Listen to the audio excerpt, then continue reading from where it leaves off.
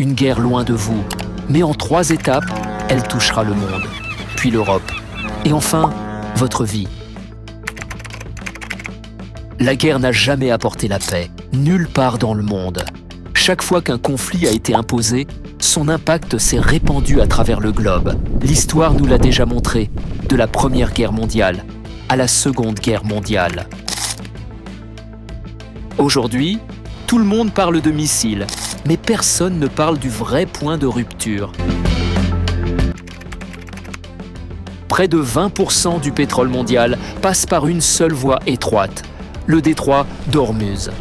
Si cette route est bloquée, le monde ne perd pas seulement du pétrole, il perd le mouvement. Et quand le mouvement s'arrête, tout s'arrête. Et une fois que cela commence, ça ne reste jamais au même endroit. Tout ne commence pas par les prix, ça commence par l'instabilité. Les marchés réagissent en premier. L'incertitude se propage, les investissements se figent, les décisions s'arrêtent. Les chaînes d'approvisionnement commencent à se rompre, non pas parce que les biens manquent, mais parce que le mouvement devient risqué. Les industries ralentissent, la production diminue, les entreprises réduisent leurs coûts et des emplois disparaissent.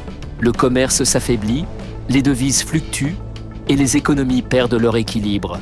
Et seulement alors, l'impact atteint les gens.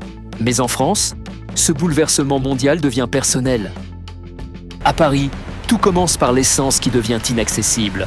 Puis les factures de course deviennent plus lourdes. Puis les factures d'électricité commencent à peser. Et un jour, il faut choisir entre se déplacer ou manger. La guerre ne change pas seulement les frontières, elle change la vie de ceux qui n'y ont jamais participé.